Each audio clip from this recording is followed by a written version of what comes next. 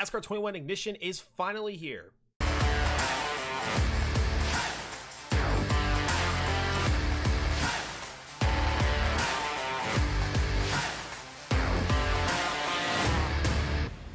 What's going on, guys? It's Sloppy Joe coming back to you with a brand new video for NASCAR 21.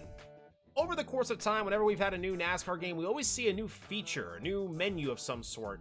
You really have to figure out a new way to get around the game. This isn't any NASCAR Heat title. This is brand new from the ground up.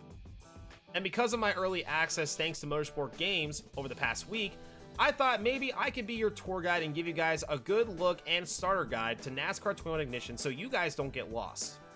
We'll be covering all the features of the game and pros and cons from the early access so that way you guys are prepared for what lies ahead. So what are we waiting for? Let's get to it. Now, if you guys haven't been watching my NASCAR 21 Ignition streams over on Twitch, it's been a really fun time. I gotta say, I've had a lot of fun, and I know there is a lot of bugs and glitches right now that need to be fixed up, but overall, my experience with this game over any of the past Heat games early on, this is the most fun I've had. With unique modes like career mode, online, and of course a custom paint booth, the possibilities are endless to have a great time with NASCAR 21 Ignition. But how do these features play out? Let's go ahead and start with the career mode. Motorsport Games has dropped a career mode that gives you a very good in-depth look at how a NASCAR driver's career plays out. Right from the bat, the ability to drive for any team you possibly want is already a big bonus. NASCAR 21 Ignition also allows you to drive for any team you want for the amount and length of a season. Right from the start, you have the ability to start with a team like 2311 Racing or Hendrick Motorsports, or maybe you want to go a little bit more of a difficult route and start with Starcom Racing or maybe even Live Fast Motorsports.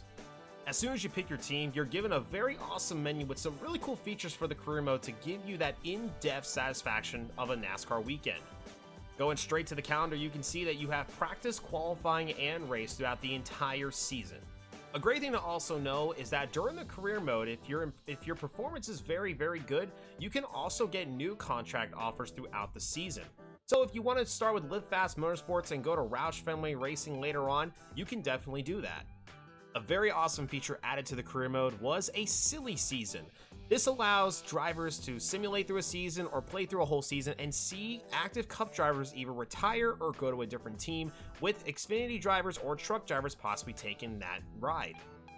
For example, one thing that a lot of content creators have already seen is that Kevin Harvick most of the time immediately retires after the 2021 season, allowing drivers like Riley Herbst or even Hailie Deegan to take over that spot.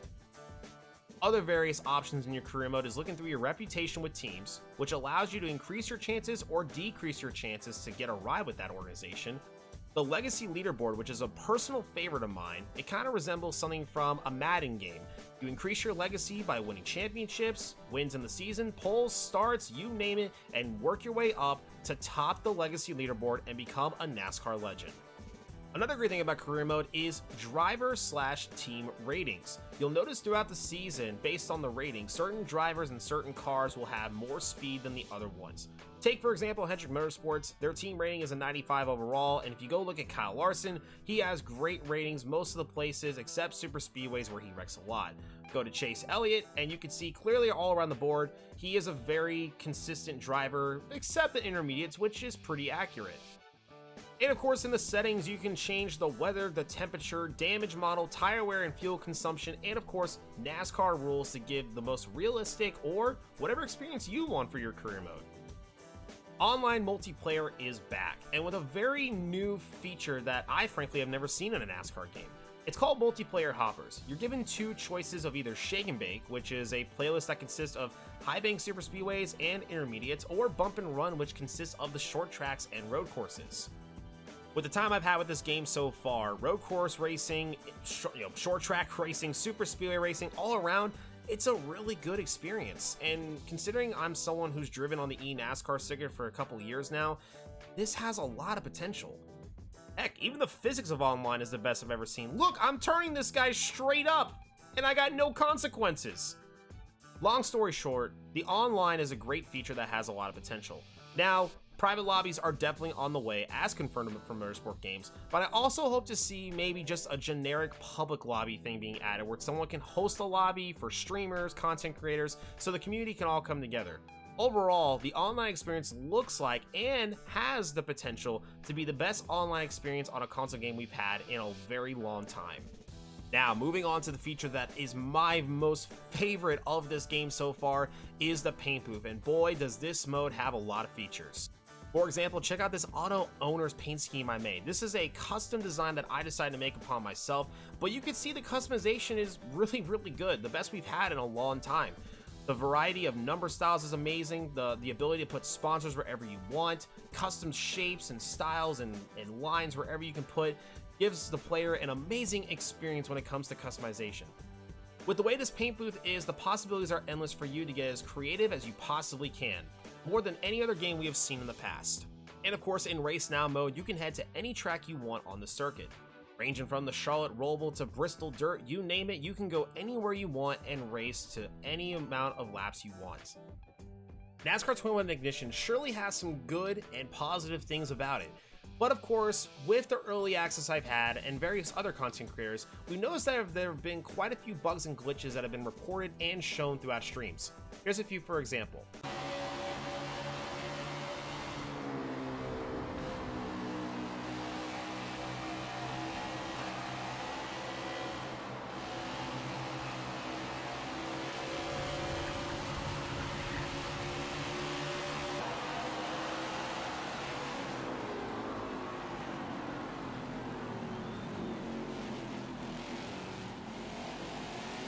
Leader just hit pit road. Leader just hit pit road.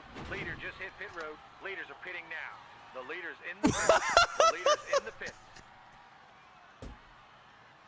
Audio is back on PC. Check this out. That's a pretty cool camera. That is awesome. Whoa! What? What? Okay, we all had a good laugh from watching those, but obviously these are things we don't want to have every day when we get on the game.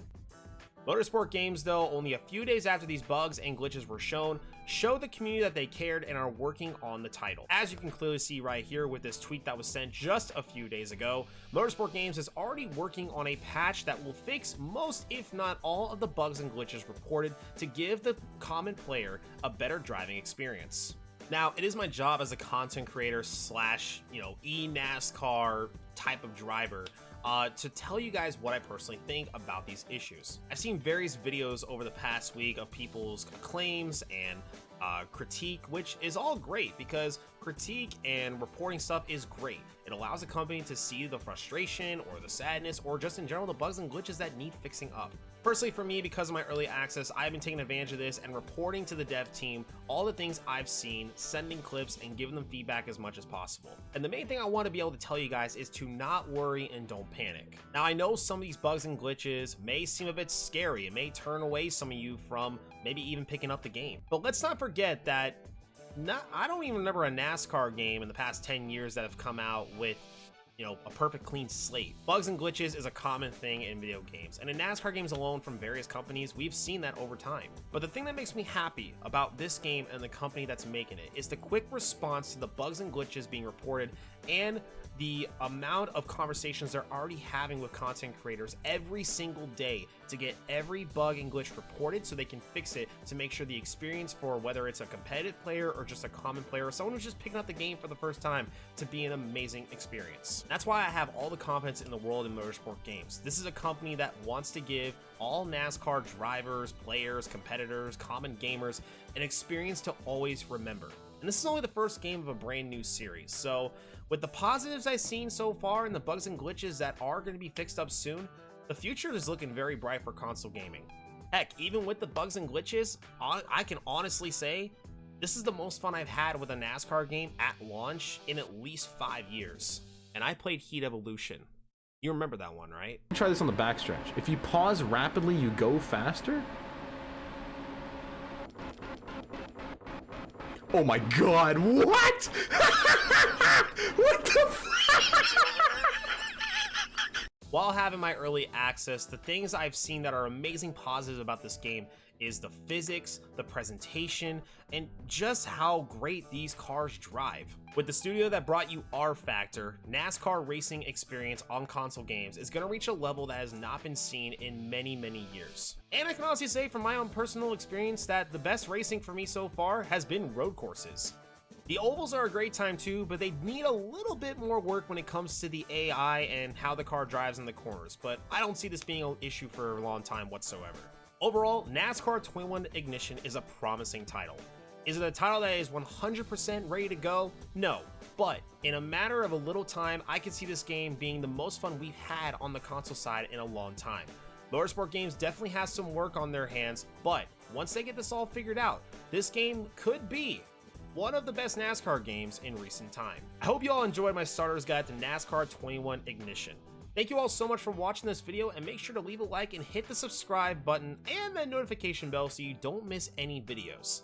Hey, did you know that 80% of you guys are not subscribed to my channel that watch my videos? That's a really big number. Fix that. Hit the subscribe button, guys. You won't regret it. Amazing content is on the way. And to all of my NASCAR 21 Ignition players, I'll see you on the track for sloppy lobbies. Stay sloppy, everybody, and have a great rest of your day.